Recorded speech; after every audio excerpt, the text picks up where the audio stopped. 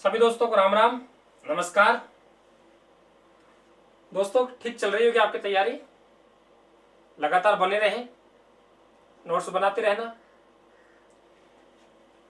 हम लोग जो इस पार्ट में बात करेंगे दोस्तों, मेवाड़ के इतिहास का पार्ट नंबर 4 होगा। पिछले पार्ट में हम लोगों ने अल्लट और शक्ति कुमार पढ़ा था। शक्ति कुमार के बाद में फिर वही स्थिति कि राजाओं का हमें क्रम नहीं मिलता, राजाओं का नाम नहीं मिलता, क्योंकि उस समय कोई ऐसी घटना भी नहीं घटी जिससे इतिहास परिवर्तन हुआ हो, वहां पे कोई बदलाव भी नहीं हुआ। तो राजा हुए, नॉर्मल हुए, विशेष कुछ नहीं हुआ, जानकारी हमें नहीं मिलती। हमें जो जानकारी मिलती है वे रण सिंह से मिलती है। रण सिंह कौन है, अभी मैं चर्चा करूंगा आपसे। दोस्तों, जैसे कि मैंने पिछले पार्ट में आपको बताया था अंत में, यहां ये पार्ट गजब का होने वाला है, क्योंकि जो मेवाड़ का गुहिल वंश है, उस गुहिल वंश का हमें यहां बंटवारा करना है और हमें यह समझना है कि किस तरीके से गुहिल वंश का बंटवारा हुआ, किस तरीके से रावल शाखा बनी, किस तरीके से राणा शाखा बनी और वे किस प्रकार से आगे बढ़े और आगे चल के सिसोदिया वंश में कन्वर्ट हो जाएगा। ये बातें हम लोगों को पढ़नी है, ठीक है। देखिए, रण सिंह कौन था उसकी हम बात करें। सबसे पहले हमारे पास वे ही गुहिल वंश चल रहा है हमारा, और गुहिल वंश में एक राजा जिनका नाम है रण सिंह। क्या नाम है? रण सिंह। और रण सिंह हम आ गए हैं 12वीं शताब्दी में। 12वीं शताब्दी में। और यदि हम मोटा सा समय देखें तो लगभग 1158 ईस्वी में ये मेवाड़ के राजा बने। बेसिक परिचय हो गया रण सिंह का। रण सिंह कौन थे? गुहिल वंश के राजा। कब? 12वीं शताब्दी में, लगभग 1158 ईस्वी के आसपास ये राजा बने। इनके समय सबसे महत्वपूर्ण कार्य जिसके लिए हमें पढ़ना पड़ता है वे है गुहिल वंश का बंटवारा। गुहिल वंश का बंटवारा। ये बंटवारा कैसा होना है, इसको हमको पढ़ना है। देखिए, ये जो रण सिंह है, रण सिंह के दो पुत्र हैं। रण सिंह के कितने पुत्र हैं? दो पुत्र। एक इनका पुत्र है जिनका नाम है क्षेम सिंह। क्या नाम है मेरे मित्रों? क्षेम सिंह। और दूसरे पुत्र का नाम है राहप। राहप इनके दूसरे पुत्र, और एक पुत्र का नाम क्षेम सिंह। कितने पुत्र हो गए? दो पुत्र। किसके? रण सिंह के। क्षेम सिंह और राहप। क्षेम सिंह और राहप दोनों भाइयों ने अपने राज्य का बंटवारा कर लिया। बंटवारा कैसे किया? क्षेम सिंह ने रावल शाखा की स्थापना की। कौन सी शाखा? रावल शाखा के संस्थापक बन गए। और राहप की हम बात करें तो ये बन गए राणा शाखा। राणा शाखा के संस्थापक हो गए। इसका मतलब गुहिल वंश कितने भागों में बंट गया? दो भागों में। एक भाग रावल शाखा और दूसरा भाग राणा शाखा। राज गद्दी जिनको मिली वे रावल शाखा को मिली, ठीक है। तो ये रावल शाखा राज्य करेगी और राणा शाखा है वे क्या करेगी, उसकी बात कर ले हम लोग। राणा शाखा है, इन्हें मिला सिसोदा गांव। कौन सा गांव? सिसोदा गांव। ध्यान सुनना, ये रहा सिसोदा गांव। सिसोदा गांव की जागीर इन्हें मिली और ये सिसोदा गांव के जागीरदार 1326 ईस्वी तक रहेंगे। इसको यहीं पेंडिंग छोड़ दो। यानी ये लोग हैं राणा शाखा के लोग, वे सिसोदा गांव में चले गए और छेम सिंह है रावल शाखा की नींव रखेगा और ये मेवाड़ की गद्दी संभालेंगे। ये कहानी है, सुनते जाना। हमारे पास एक नाम आ गया, रावल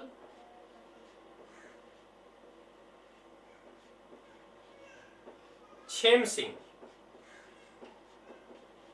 यही नाम है। रावल छेम सिंह के दो पुत्र हैं। कितने पुत्र? दो पुत्र। एक का नाम है रावल सामंत सिंह। क्या नाम है दोस्तों? रावल सामंत सिंह। और दूसरे पुत्र है जिनका नाम है रावल कुमार सिंह। दो पुत्र मिल गए। रावल में क्यों लगा रहा हूं? रावल इसलिए लगा रहा हूं क्योंकि ये रावल शाखा के लोग हैं। 1326 ईस्वी के बाद में राणा शाखा मेवाड़ पर शासन करेगी, तो उनके नाम से पहले हम राणा और महाराणा लगाना शुरू कर देंगे। ठीक है, क्लियर? देखिए, रावल कुमार सिंह के बाद पदम सिंह हुआ। कौन हुआ? पदम सिंह। और पदम सिंह के बाद में जयत्र सिंह हुआ। कौन हुआ?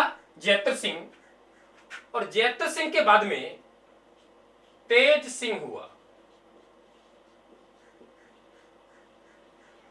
और तेज सिंह के बाद में समर सिंह हुआ। और समर सिंह के बाद में रतन सिंह हुआ। कहानी समझ में आई? समय लीजिए।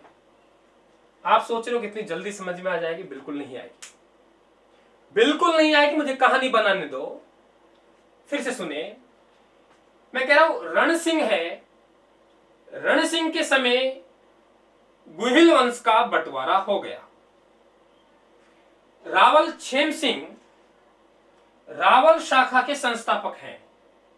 तो बताइए, रावल शाखा का पहला राजा कौन हो गया? छेम सिंह। कौन सी शाखा है? रावल। इसलिए नाम से पहले क्या लगेगा? रावल। रावल छेम सिंह के दो पुत्र, रावल सामंत सिंह, रावल कुमार सिंह। पहले जो राजा बनेंगे वे सामंत सिंह बनेंगे और सामंत सिंह के बाद में कुमार सिंह बनेंगे, क्योंकि कीर्तिपाल चौहान आक्रमण करेगा, सामंत सिंह पराजित हो जाएंगे और सामंत सिंह वागड़ चले जाएंगे। कुमार सिंह पुनः मेवाड़ का राज्य प्राप्त करेंगे। तो कुमार सिंह के वंशज कौन हो गए? पदम सिंह। पदम सिंह के बाद जो राजा बनेगा जयत्र सिंह। जयत्र सिंह के बाद राजा बनेगा तेज सिंह। और तेज सिंह के बाद राजा बनेगा समर सिंह। और समर सिंह के बाद राजा बनेगा रतन सिंह। रतन सिंह, ये जो शाखा है रावल शाखा, इसका अंतिम राजा होगा। ठीक है, कैसे होगा सुनिए। आप सब जानते हो कि 1303 ईस्वी में 1303 ईस्वी में, भाई इसे समझना ही पड़ेगा। ये समझ में आ गया, आगे कोई समस्या नहीं आएगी। ये समझ ले, फिर एक एक राजा की बात करेंगे, मजा आएगा। 1303 ईस्वी में ये जो चित्तौड़ है, चित्तौड़ का पहला शाखा हुआ, याद होगा। और उस शाखा में रतन सिंह मर गया। रतन सिंह का कोई वारिस नहीं बचा। तो 1303 ईस्वी में चित्तौड़ पर आपको पता होगा कि अलाउद्दीन खिलजी अपने पुत्र खिजरा खां को चित्तौड़ का अधिकारी बनाकर यहां से चले गया। खिजरा खां यहां से चले गए, सॉरी अलाउद्दीन खिलजी चले गए, खिजरा खां यहां के अधिकारी बने। खिजरा खां आगे चल के मालदेव चौहान, आगे विस्तार से बात करूंगा, मालदेव चौहान जिन्हें हम इतिहास में मूछला मालदेव कहते हैं, मालदेव चौहान आ जाएंगे। मालदेव चौहान के पुत्र बनवरी या जय सिंह, आगे बताऊंगा। रणकपुर प्रशस्ति के अनुसार तो बनवरी और ओजा के अनुसार जय सिंह, आगे बात करेंगे। यानी एक सिस्टम बन गया हमारे पास में, क्या कि 1303 ईस्वी में चित्तौड़ के राजा रावल रतन सिंह की मृत्यु हो गई और इनके कोई वारिस आगे राजा नहीं बनेंगे। चित्तौड़ पर खिजरा खां अधिकार करेंगे, अलाउद्दीन खिलजी के पुत्र है। खिजरा खां है, ये यहां से चली जाएंगे। मालदेव चौहान जालोर के हैं, मूछाला मालदेव।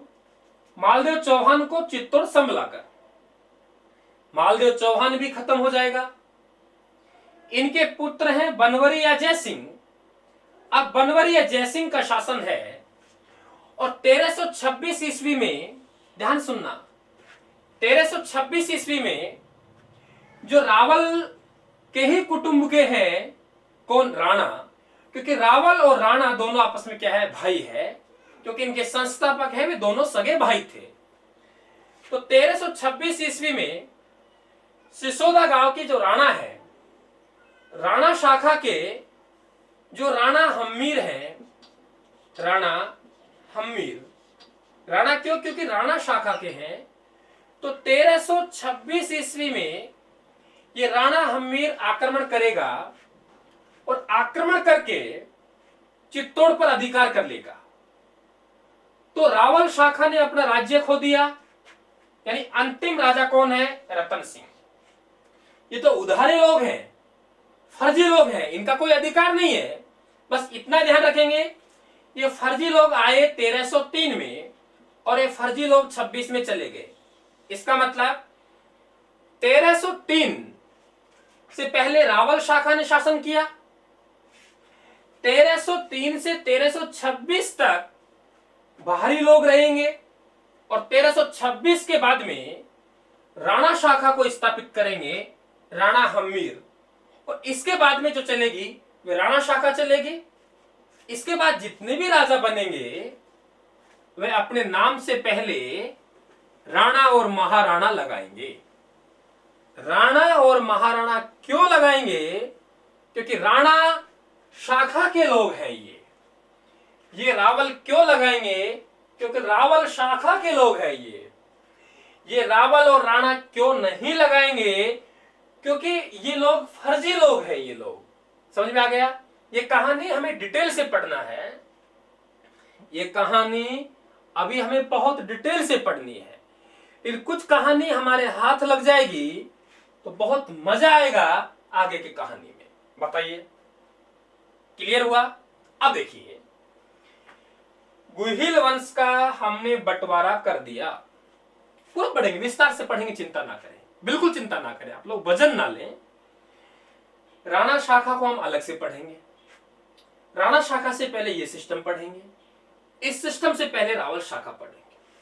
अब सबसे इंपॉर्टेंट चीज जिसके लिए हमें जरूरत होती है कोचिंगों की, फिर है कि अब इस सिस्टम को समझ ले कि ये सिस्टम किस क्रम में था। क्योंकि आजकल आपने एग्जामिनर को देखा होगा कि राजाओं का सीधा क्रम लगवा देता है कि सही क्रम में व्यवस्थित कीजिए। ऐसा ही सवाल आपके पिछला राजस्थान पुलिस का जो पेपर हुआ, उस राजस्थान पुलिस के पेपर में पूछा गया था और यहीं से था रतन सिंह समर सिंह वाला। ऐसा ही सवाल चौहान राजवंश से क्रम लगाने वाला एसआई में पूछा गया था। उसको पता है कि स्टूडेंट की कमजोर कड़ी है, तो कमजोर कड़ी ये है। स्टूडेंट की कोई कमजोर कड़ी है तो ये कमजोर कड़ी ये है। अरे भाई, जिन लोगों ने चैनल को सब्सक्राइब नहीं किया है, कृपया करके आपसे निवेदन है, विनती है कि आप चैनल को सब्सक्राइब जरूर कर ले, बेल आइकन को प्रेस कर लें, ताकि जो भी वीडियो डाला जाए उसका नोटिफिकेशन आप तक समय पर पहुंच सके। पसंद आ रहा हो तो लाइक कीजिए, शेयर कीजिए। ठीक है, देखिए अब इस क्रम को याद करना है। क्रम कैसे बदलेगा, देखो ये ध्यान रखना कि सामंत सिंह का बेटा नहीं है कुमार सिंह, सामंत सिंह का भाई है, तो हमें क्रम लगाना है। क्रम कैसे लगाएंगे, देखिए सामंत सिंह कुमार सिंह, सामंत सिंह कुमार सिंह, यानी कुमार पदम सिंह, कुमार पदम सिंह का जेत्र बड़ा तेज समर करता था। किससे, रतन सिंह से। समर का मानी युद्ध। फिर सुने, कुमार सिंह का पदम,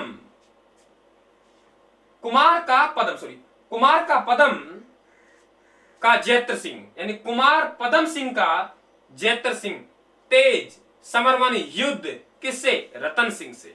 ये बात कौन कह रहा है, छेम सिंह का सामंत सिंह कह रहा है।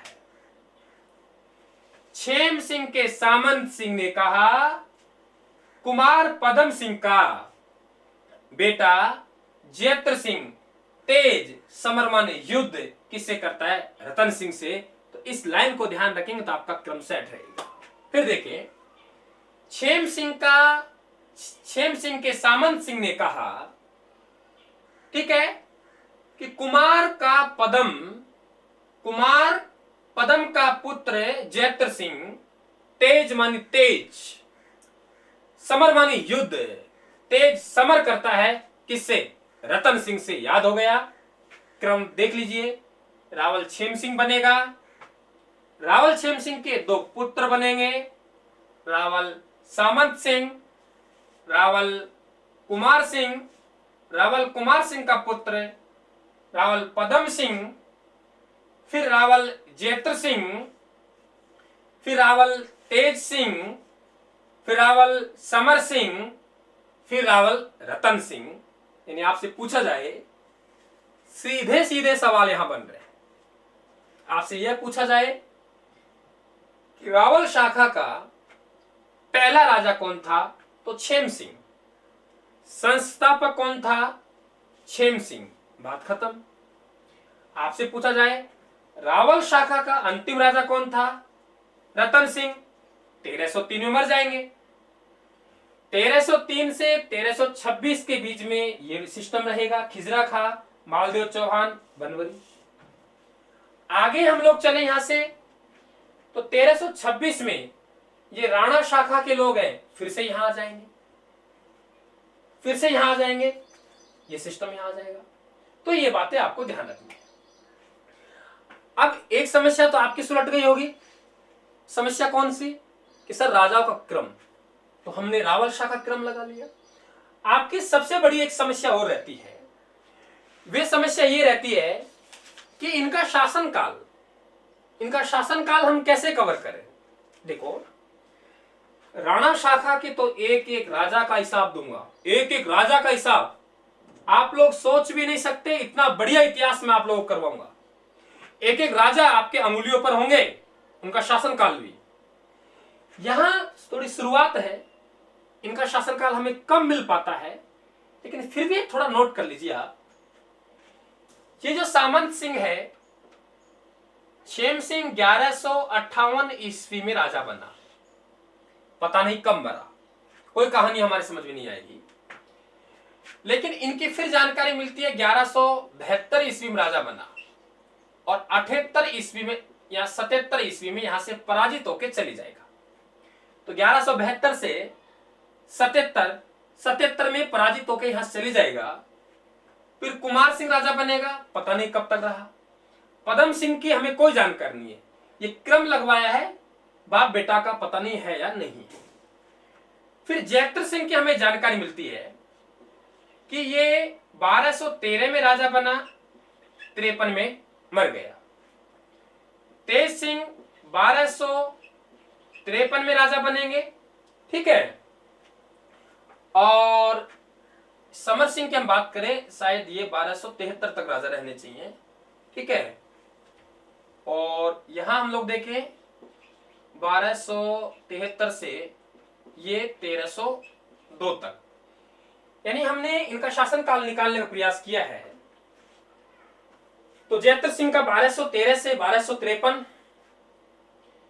तेज सिंह का 1253 से 1273, समर सिंह का 1273 से 1302 और रतन सिंह का 1302 से 1303, 1302 से 1303। तो ये भी आप लिख लें, 1253, 1213 से 53, ये आप ध्यान रखें। ध्यान कैसे रखेंगे, एक चीज ध्यान रखना, 13, तो इसका मतलब ये कितने साल तक शासन करेगा, 40 साल तक, ठीक है। ये कितने साल तक कर रहा है, यहाँ पे 3 का ये आंकड़ा है, पूरा पूरा 3 का आंकड़ा है, तो पूरा पूरा 20 आएगा, 40 का आधा। देखिए एक चीज पता होना चाहिए आपको, 1213 बताता हूं शासनकाल कैसे याद करेंगे। ऑटोमेटिक हमारा मस्तिष्क काम करेगा, तो हमारे किसी काम को करने की रुचि होती है। देखो यहां कर रहा है ना भाई, 13 में राजा बना, 53 में मर गया, कितने साल, 40 साल। अगला बेटा आधे, मतलब 53 राजा बना, 73 आधे मतलब 20, तो 73 तो हमें पता लग गया। ये पता लगाना है, आप सब जानते हो कि रावल रतन सिंह 1 साल के लिए राजा बना, 1302 में राजा बना और 1303 में मर गया। 1302 से 1303 तक ये राजा रहा, तो 1300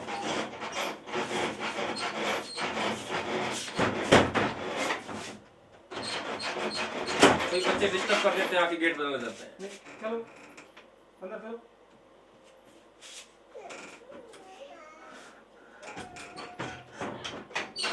1302 में रतन सिंह राजा बना और 1303 में मर गया, मात्र 1 साल के लिए। ये आपको आता है, तब ये आता है तो ये भी आ जाएगा 1302।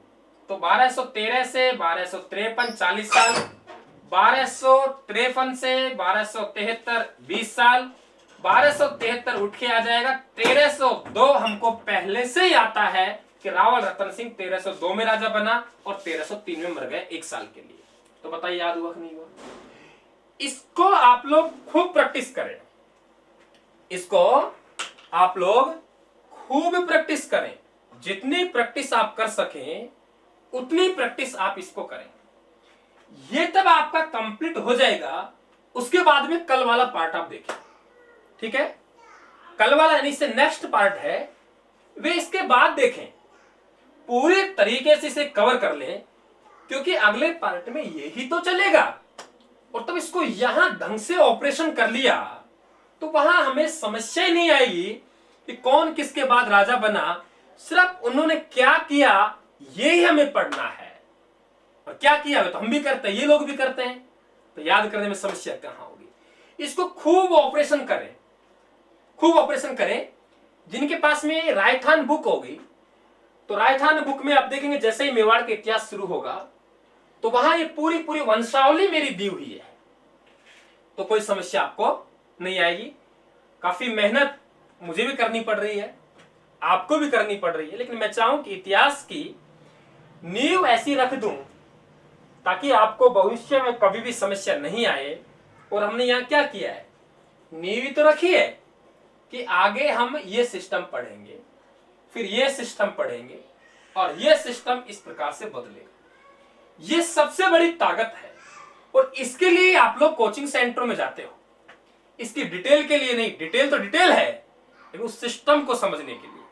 तो मित्रों फिर इस सिस्टम को आगे बढ़ाएंगे अगले पार्ट में, ठीक है। अधिक से अधिक शेयर करना मित्रों, लाइक करना, कमेंट बॉक्स में कमेंट करके हौसला अफजाई करना और चैनल को सब्सक्राइब जरूर कर लेना।